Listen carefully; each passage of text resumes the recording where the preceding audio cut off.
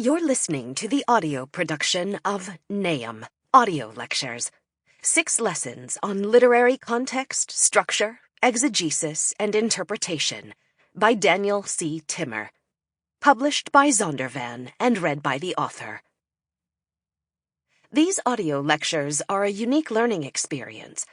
Unlike a traditional audiobook's direct narration of a book's text, this production includes high-quality live recordings that cover the important points from each chapter, as well as relevant material from other sources.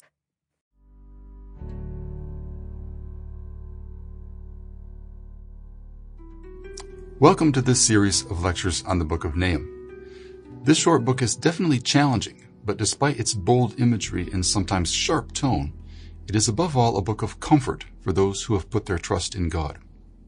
It presents very frankly the reality that God's people and God's plans are often attacked with vigor and sometimes with violence.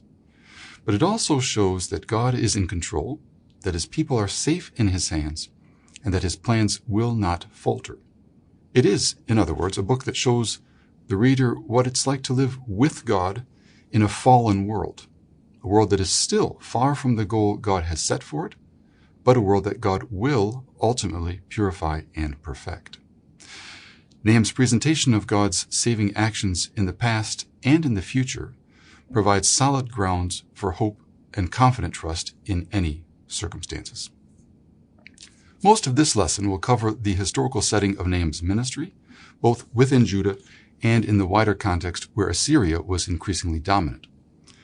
We will also look at the structure of the book of Nahum, review some of its main themes, and sketch the theological foundations of its ongoing relevance. So, historical context.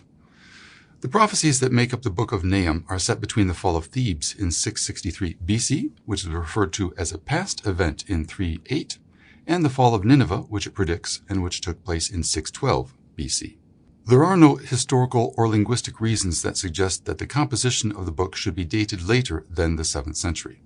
This places it during the reigns of Esarhaddon and Ashurbanipal in Assyria, and the kings Manasseh, Ammon, and Josiah in Judah.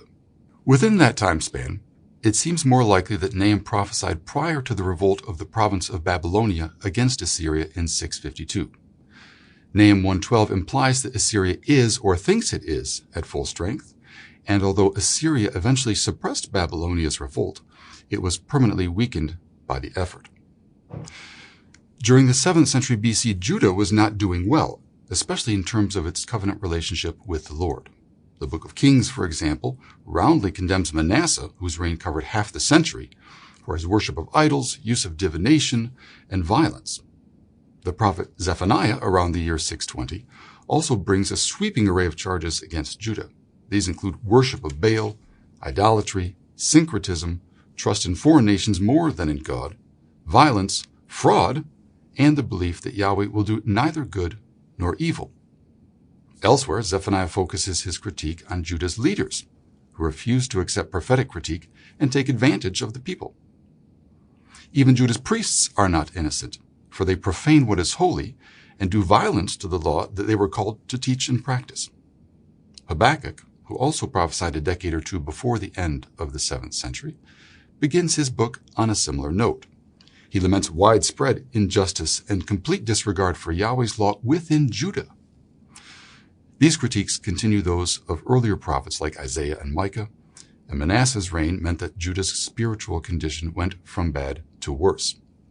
Sadly, it would not be long before the final covenant punishment of exile fell upon Judah in 586. While Judah's religious and political health was failing, Assyria's star was rising rapidly. Starting with the reign of Tiglath-Pileser III, who reigned from 747 to 727, Assyria quickly recovered from a period of political disunity and instability and resumed its project of dominating the ancient Near East. Judah had become Assyria's client state or vassal during the reign of Ahaz from 743 to 715, and remained its vassal during much of Hezekiah's reign from 715 to 698. As a vassal, Judah was required to pay taxes, to contribute soldiers to the Assyrian war effort, and to avoid political entanglements with other states. When around 701 Hezekiah rebelled and asserted his independence, Sample complete. Ready to continue?